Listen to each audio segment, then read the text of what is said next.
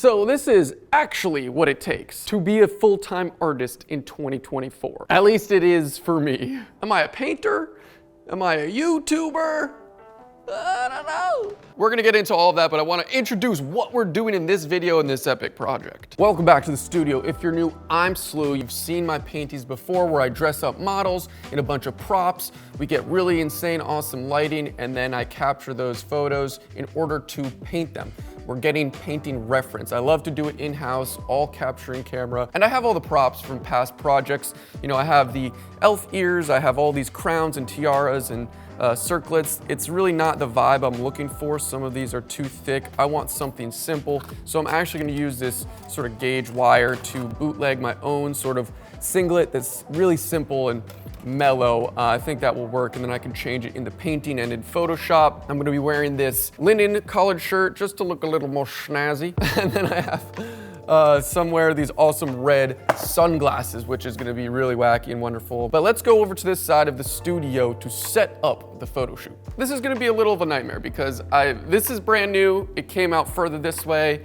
I brought a new room coming this way. So the amount of space for this seamless to come down is I have like 3 inches, but I have to move this entire seamless over like 6 inches for it to come through this corridor, this little area. So that's gonna suck, but hopefully I can just go like this. And now we are ready to get weird with lighting. Cue the photo shoot sequence.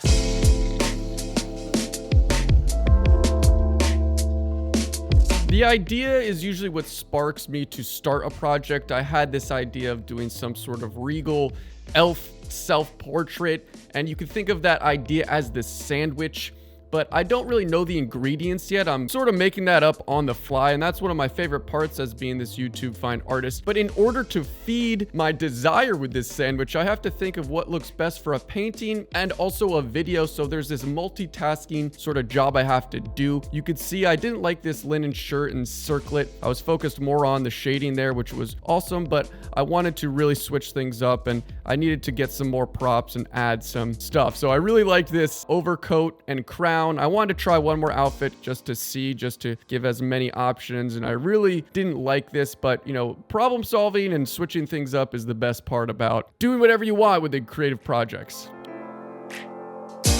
So I'm happy with this. More complex than I was originally planning for this painting, but this looks great. This could be completely changed. In Photoshop, I don't like this green. It will be dulled down to like a brown or a gray because I want these red glasses to pop. And the lighting, very easy. Key light, rim light, very standard for moi. It's sort of my signature go-to light design, but pretty standard stuff in the theory of lighting. I always love some rim light to separate from the background. 3/4 view also, the pose. I think it's gonna be an absolutely wacky painting. I'm so excited. This is a great time to like this video and subscribe to my channel if you're into all this. This is just a regular Wednesday night at the studio.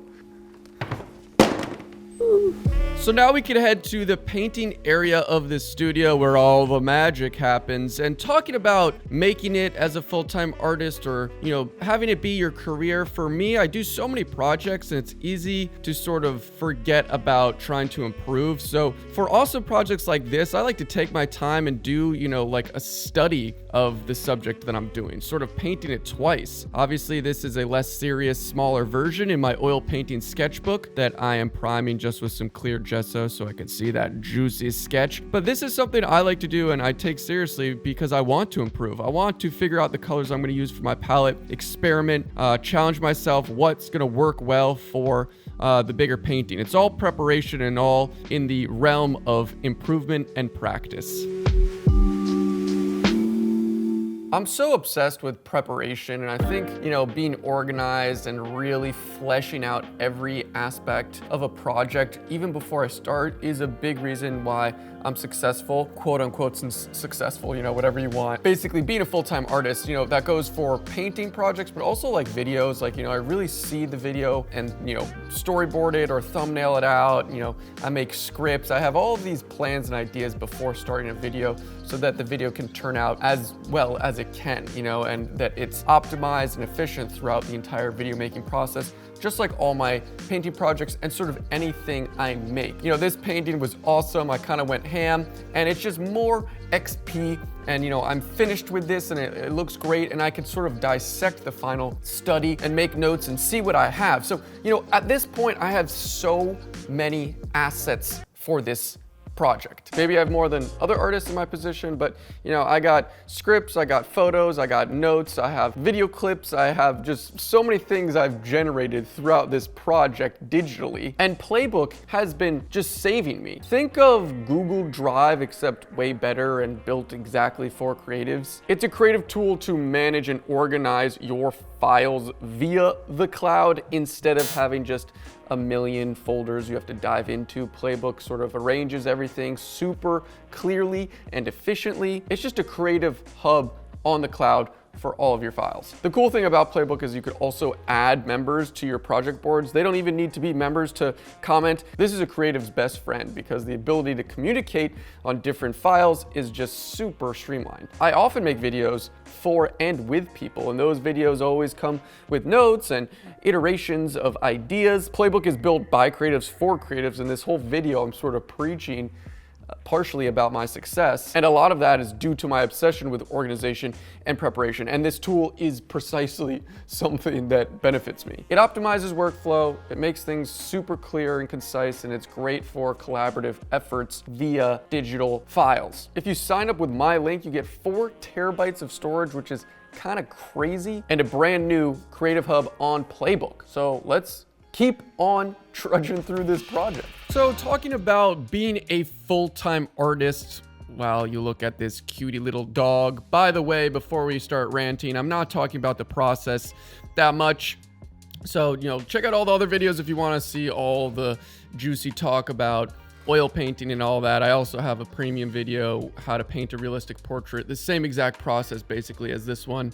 You could check that out on my website. I will link it, but I've been thinking a lot about quote unquote making it and what that means for me, what that means for a lot of people. And I think that definition has really changed in recent years, especially if you consider the specificity of the genre painting or being a fine artist. I think for a lot of painters, making it is selling their work, being able to paint and make money at that basic level. And then you could kind of go in depth and say, okay, having gallery shows, spending half a year building a body of work and then showing it and then selling that work, getting collectors invested in your sort of trajectory and things like that. And that's still a real thing and very common, and a common people's desire, but it was never my dream per se. I mean, I think every dream of some sort of success or making money or doing what you love, it will, it encompasses everything. But specifically mine was to, get people to watch my videos, and this sort of tangible currency of success is obviously money, but it's also like viewership, and that's directly, associated with social media. And, making it, obviously I've been a full-time YouTuber and making videos for almost 6 years now, which is insane to think about, but that was sort of always my goal, was to make art. And I knew that money or, the ability to support myself would follow if I was able to acquire and accumulate viewerships on my creative projects. And so that was my main focus in the beginning. And, life was a lot different 6 years ago. I was living at home. I was working at a restaurant part-time. I built my first studio. I wasn't taking YouTube as seriously or doing the same things. But in retrospect, I'm basically doing the same thing. It just same, but different.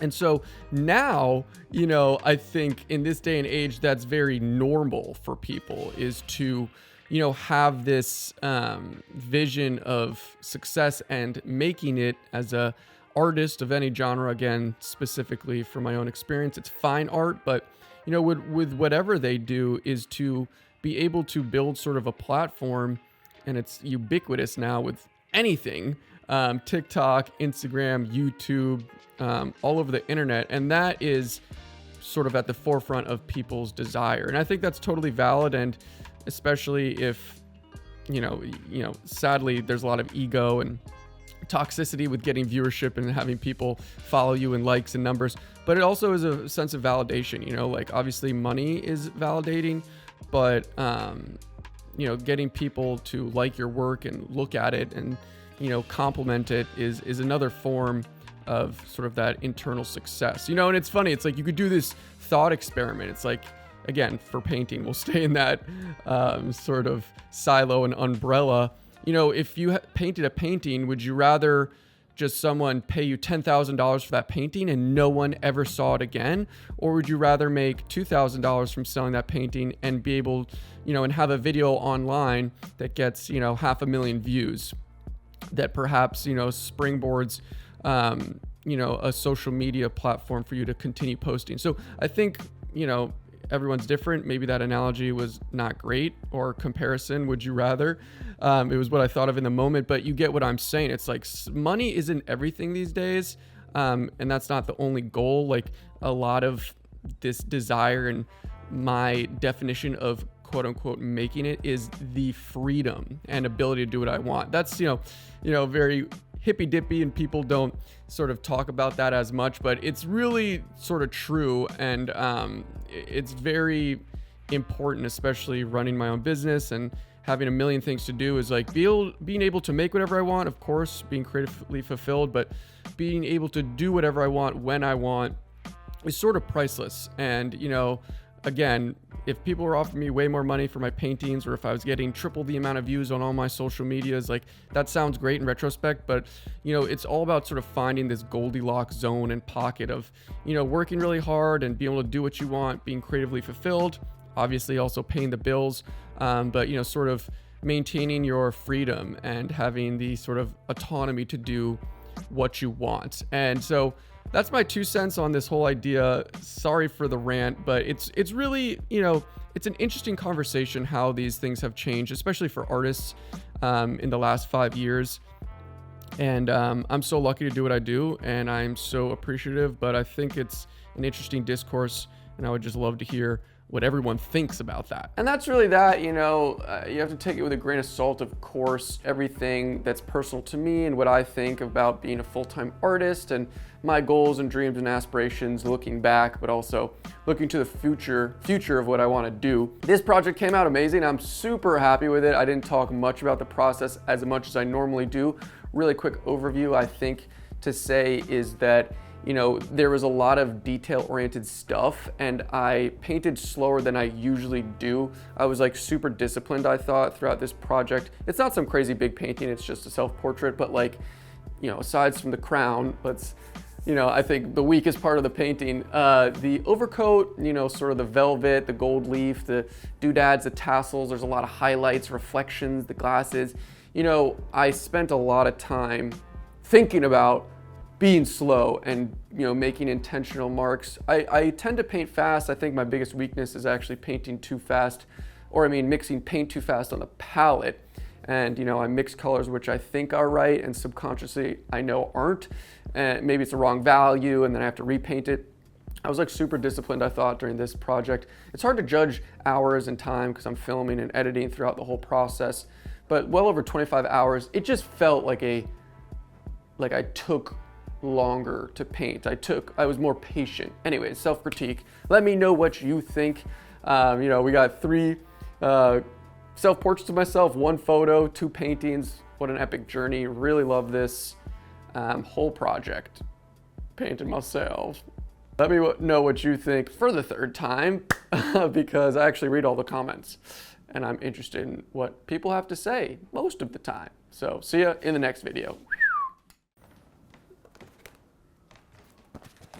Ah!